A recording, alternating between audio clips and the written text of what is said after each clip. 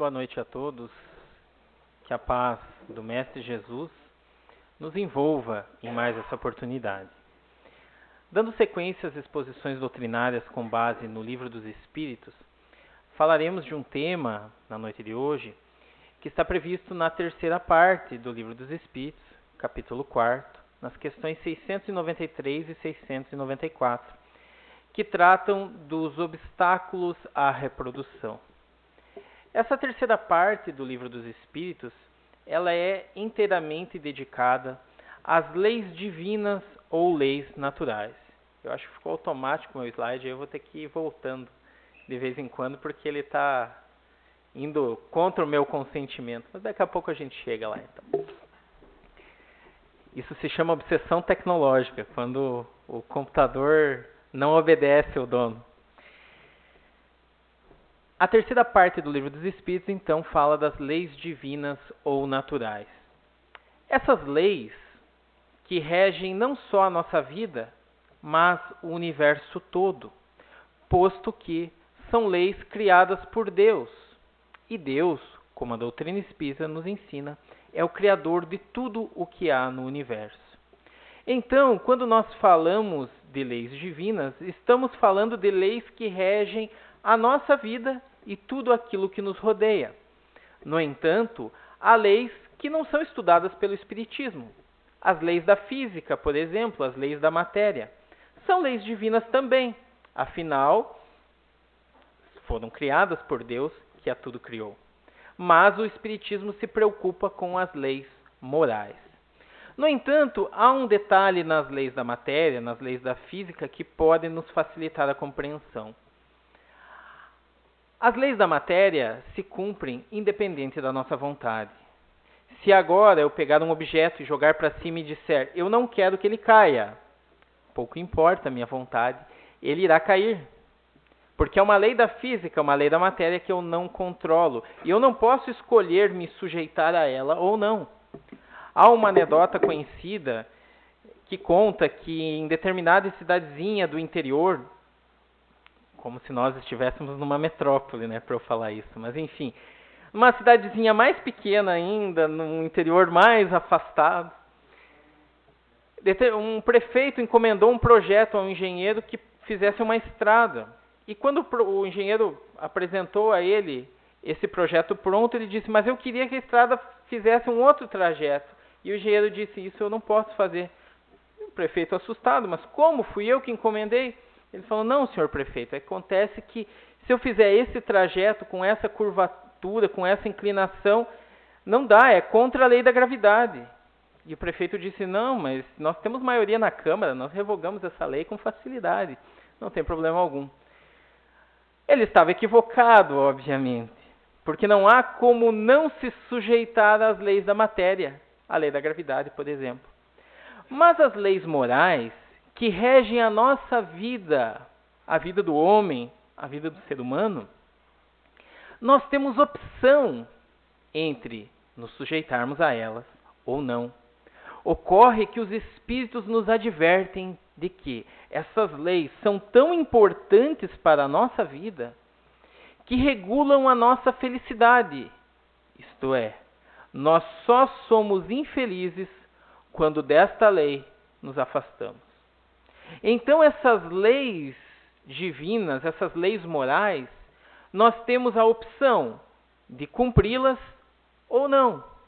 Só que quando cumprimos, nos realizamos. E quando não as cumprimos, somos infelizes.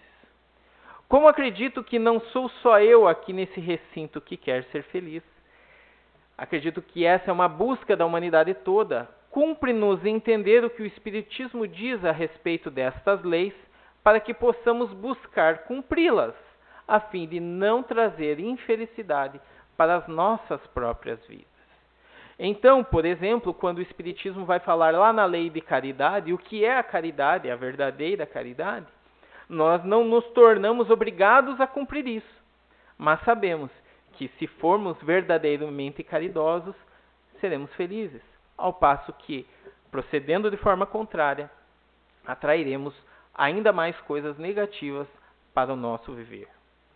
Então, quando nós falamos de lei de reprodução, há um misto de lei física e de lei moral.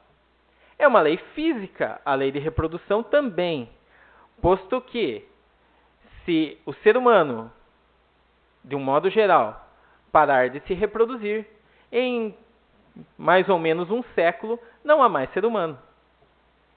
Nós temos corpos perecíveis, estes corpos irão morrer e a espécie estará extinta.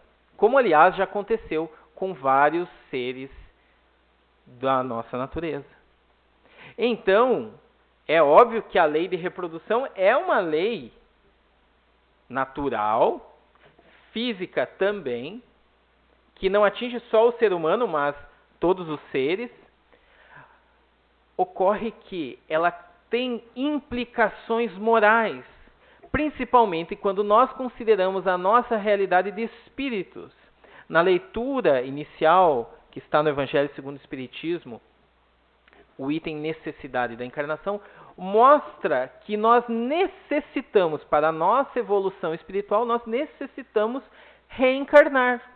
Então a lei de reprodução, além de ter esse aspecto físico, fisiológico, ela é que nos oportuniza voltar a este mundo de provas e expiações e cumprir as tarefas que nos propomos realizar neste mundo.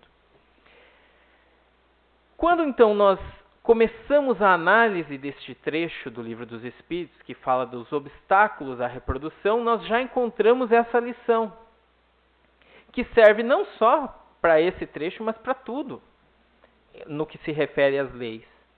Tudo aquilo que embaraça a natureza em sua marcha é contrário à lei geral. A natureza tem uma marcha normal, tem um curso, tem uma sequência, uma programação natural para que as coisas aconteçam. Quando nós, utilizando-nos do nosso livre-arbítrio, colocamos obstáculos para que as coisas aconteçam naturalmente, nós estamos embaraçando. Nós estamos sendo contrários às leis divinas. Isso é o que os Espíritos nos falam. Só que quando a gente está falando de reprodução, vem a seguinte questão que nos afeta diretamente. DJ, vou precisar de uma força aqui porque o controlezinho aqui não está funcionando. Vai ter que ser no manual mesmo. Basicamente a questão, eu já vou adiantando, é a seguinte.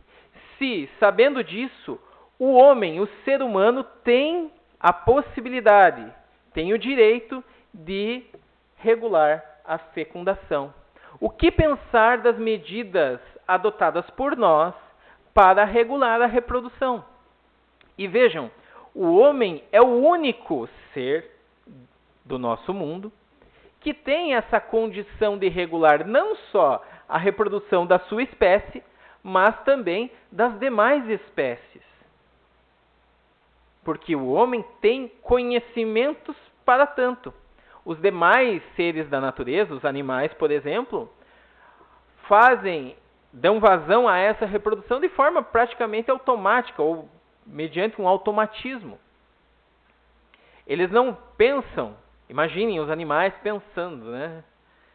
Então, será? Eu já tenho o coelho, eu já tenho 278 herdeiros. Será que eu acho que já chegou, já está bom. Eles não têm essa possibilidade que o homem, ser racional, tem de regular a si próprio, a sua família e aos demais. E aí a gente se assusta porque se a reprodução é uma lei, e a gente vê que tudo aquilo que embaraça o curso normal, as leis, é contrário, a gente pensa, vixe, então não dá. Não dá para regular a fecundação. E não é bem assim. A única questão que nós temos que analisar antes... DJ, mais um enter aí, por favor. Hoje eu vou te incomodar. Vamos ver. Ah, olha só, ele fez funcionar só para não incomodar ele. Tá certo, ele. Muito obrigado. Uma questão que nós temos que considerar antes de responder ou procurar respostas a essa pergunta é que não há improvisação nos procedimentos que antecedem as experiências reencarnatórias. Não há improviso nas reencarnações. quando nós nos programamos para reencarnar, nós fazemos justamente isso, nós fazemos uma programação.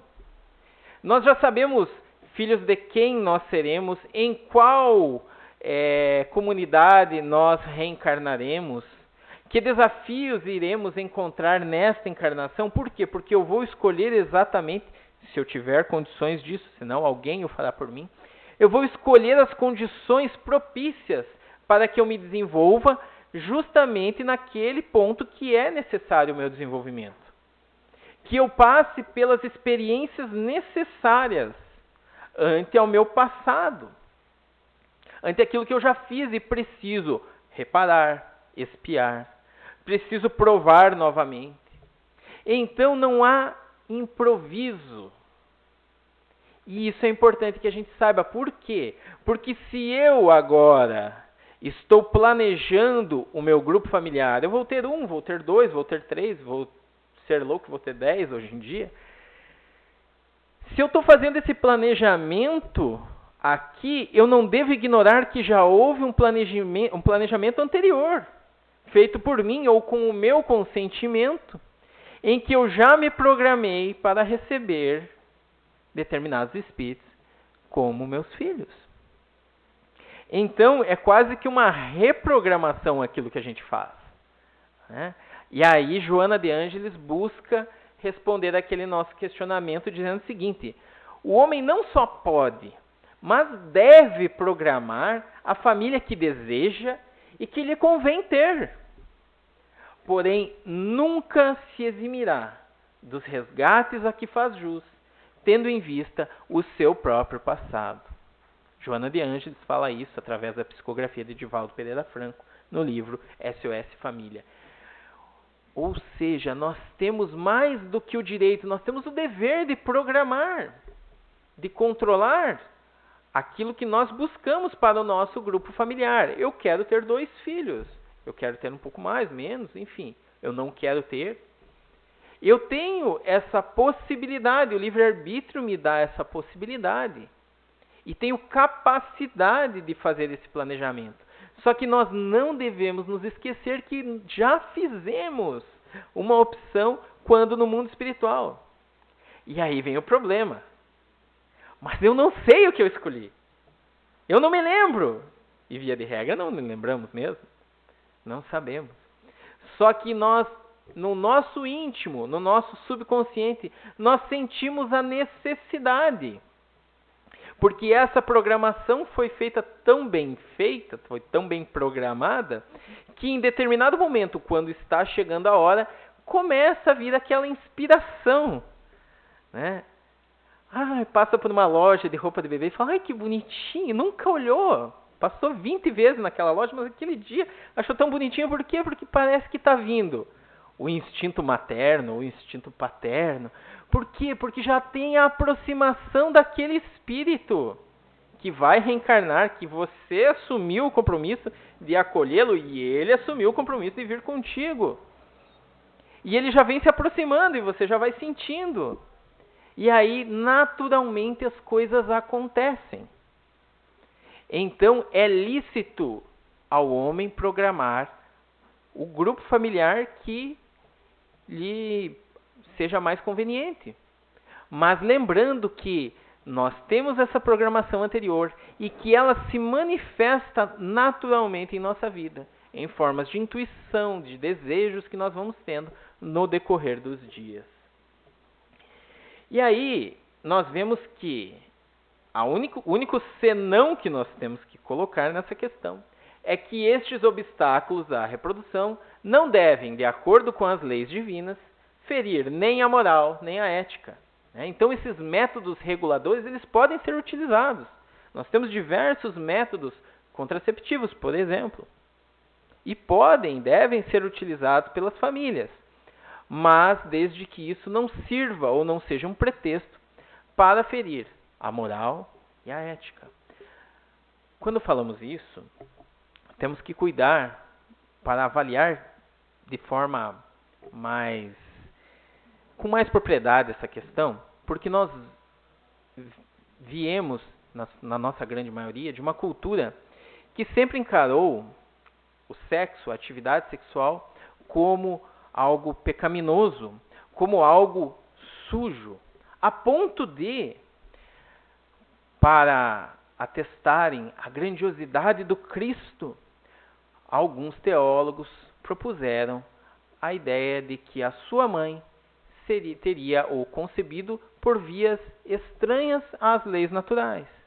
Seria o único caso na história da humanidade onde alguém havia reencarnado sem ser pela reprodução. Não quero entrar em polêmicas desnecessárias para a noite de hoje, embora recomende a todos a reflexão sobre esse assunto. Mas a grandiosidade do Espírito do Cristo pouco tem a ver com a santidade ou não da sua genitora, que era um espírito de escol, obviamente era um espírito evoluído a ponto de receber aquele que foi o maior espírito que habitou o nosso planeta. Mas o que eleva a figura do Cristo não é a sua origem, não é a sua descendência, não é o berço em que nasceu, a família que o acolheu, é a sua vivência, os seus ensinos, os seus exemplos. Então, desde este ponto, passou-se a colocar nas mentes das pessoas a ideia de que o sexo seria algo pecaminoso, sujo e que deveria ser evitado, isto é, só deveria ser utilizado para fins reprodutivos. Quando nós temos, dentro do Espiritismo e dentro de várias outras vertentes do conhecimento, a ideia de que as forças sexuais da alma são um elemento muito importante da nossa vida. O compartilhamento de energias que a atividade sexual, com respeito entre parceiros que se amam, a energia que essa atividade propicia é muito salutar. Então, quando a gente está falando aqui não ferir a moral e a ética, nós não estamos falando que essa atividade sexual, por exemplo, não pode ser feita senão para fins reprodutivos. Nós estamos falando que nós não devemos utilizar esses métodos contraceptivos para nos entregar a uma vida de promiscuidade, por exemplo. Ou utilizar esses métodos contraceptivos sem o respeito ao parceiro ou parceira que adotamos. Por exemplo, esconder do parceiro que utiliza um método contraceptivo e dizer para ele, estamos tentando ter um filho. Isso é ético? Isso é de acordo com a moral? Ah, mas não tem mal algum em utilizar um método contraceptivo. Realmente, desde que isso não fira a ética, que não fira a moral, que não fira o respeito que deve reinar entre os casais. Eu utilizo um método contraceptivo, mas eu o faço para que eu possa ter as minhas experiências fora da união que eu escolhi. Ah, mas não há mal nenhum em utilizar métodos contraceptivos. Mas isso não serve de álibi para eu desrespeitar o parceiro ou parceira a quem eu me afeiçoei. Então, o Espiritismo de forma alguma reprime a utilização dos métodos contraceptivos. O exemplo está lá na questão 359 do Livro dos Espíritos, quando, por exemplo, oferecer risco à mãe. Então, um casal, ainda que não tenha filhos e ainda que gostaria de ter filhos, mas aquela gravidez pode oferecer um risco à mãe, por algum problema uterino, enfim. É óbvio que é natural e indicado que se utilize o método contraceptivo. A constituição familiar poderá vir por outras vias, a adoção, por exemplo. Então, não há necessidade de colocar em risco a vida da gestante.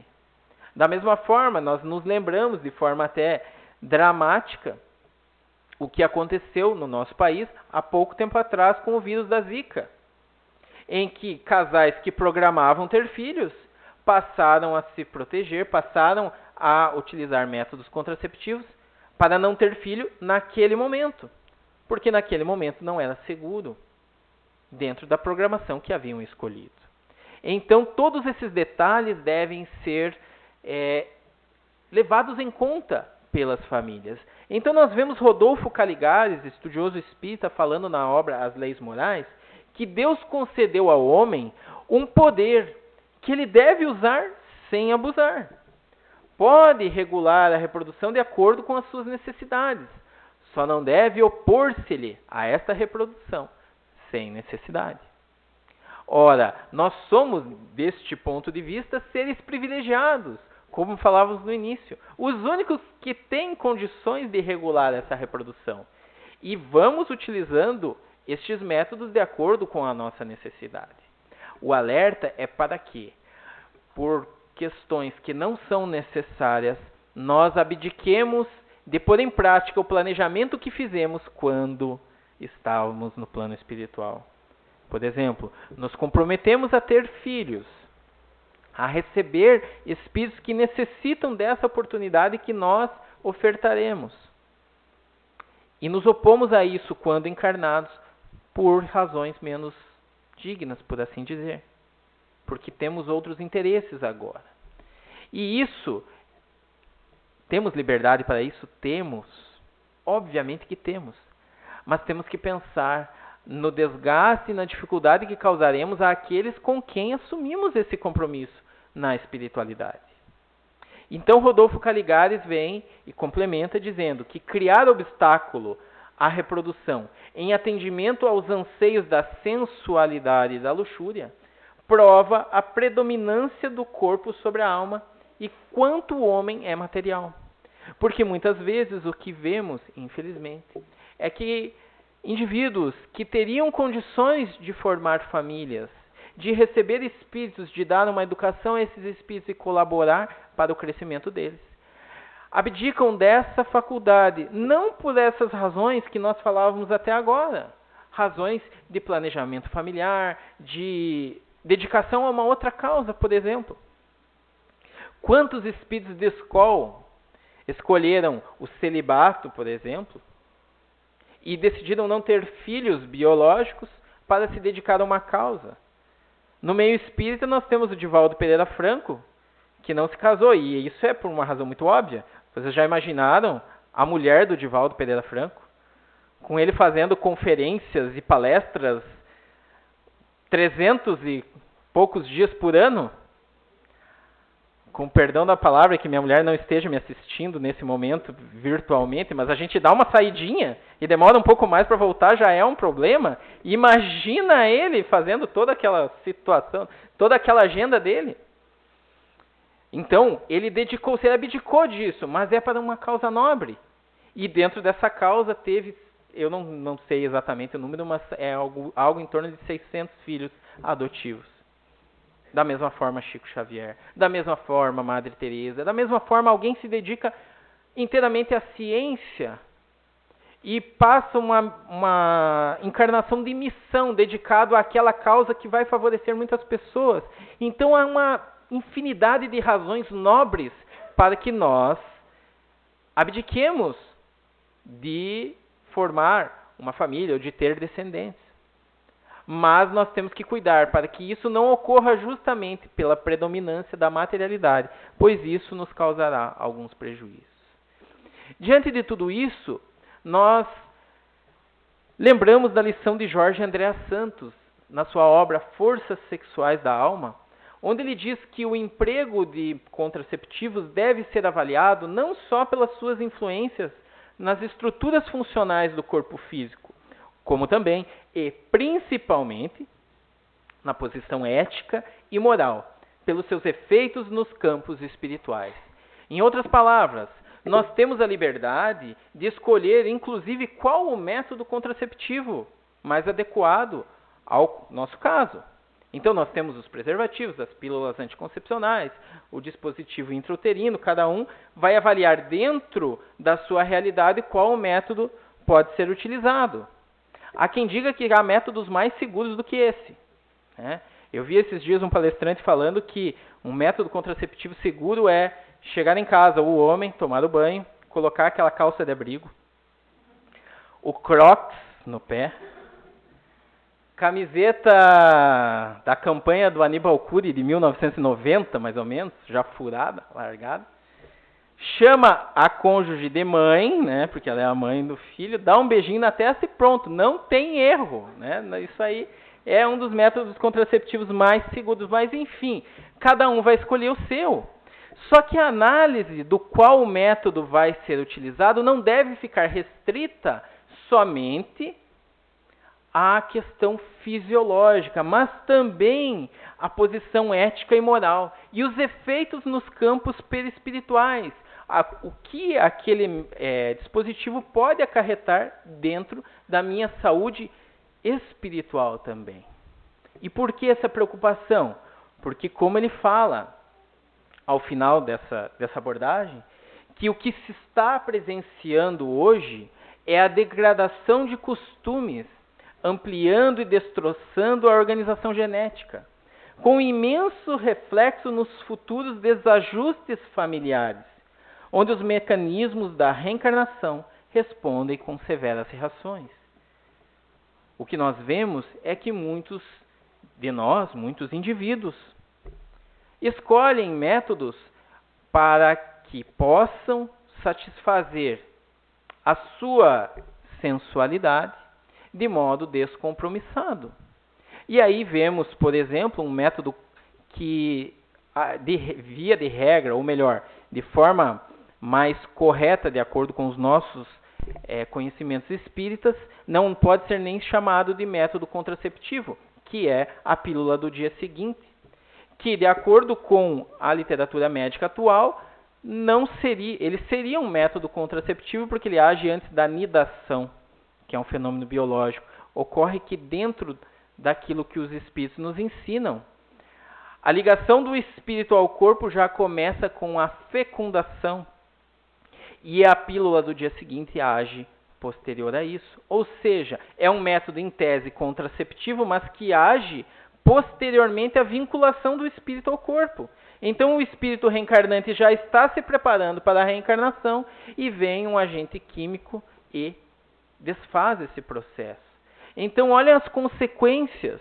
Muitas vezes, para satisfazer nossos anseios, nossos desejos, experiências sensoriais que nos dão prazer, nós ignoramos todas as consequências, não só biológicas, mas espirituais, perispirituais, consequências morais, porque isso pode nos gerar no futuro um sentimento de remorso, um sentimento de não ter cumprido aquilo que veio fazer neste mundo, nesta experiência reencarnatória. Então, todos os métodos devem ser avaliados dentro desta ótica. Nós não somos seres corporais. Somos seres espirituais, temporariamente em um corpo. Nossas escolhas não devem ser pautadas somente pelos aspectos corporais, pelas consequências corporais, mas, sobretudo, pela nossa essência e pelas consequências ao nosso espírito, ao nosso ser, que isso pode causar.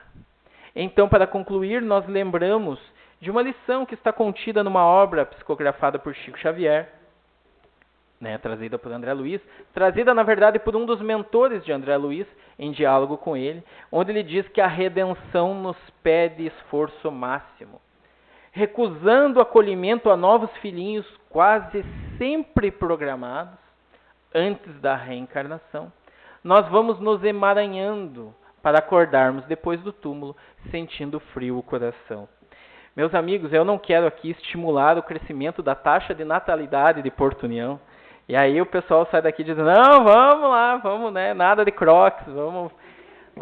Não é isso. Nós temos o direito e o dever até mesmo de planejar as nossas famílias. Só levemos em consideração aspectos espirituais. Levemos em consideração as intuições e o sentimento que temos de que temos compromisso com alguns espíritos, que assumimos estes compromissos no mundo espiritual. Se já os cumprimos, eu espero ter cumprido. 2 está bom para mim, para minha esposa. E vai que lá na frente eu passo nas lojas de roupinha infantil, começo a me encantar novamente, vai saber. Mas por enquanto está bom. Mas enfim, nós estaremos abertos a esse tipo de situação. Agora, não negligenciemos os compromissos morais que assumimos. Porque, ao fazê-lo, não é ninguém que vai nos cobrar, embora essa cobrança possa vir, não é ela que vai doer. é a cobrança que nós mesmos vamos nos fazer ao desencarnarmos e vermos o que fiz. Cumpri os compromissos assumidos? Será que fiz o que tinha que fazer, deixei de fazer aquilo que era para evitar? São questões que nós não buscamos encerrar, não buscamos de forma até atrevida ou arrogante, longe de nós, querer impor ou dizer o que deve ou não deve ser feito por cada um de nós. Mas devemos ao menos refletir sobre esses assuntos e pensar que cada ato de nossa vida, ainda que aqui encarnado, traz consequências não só para o nosso corpo, mas para o nosso ser espiritual e principalmente. Agradeço pela atenção de todos, desejo a todos uma excelente noite e obrigado novamente pela atenção.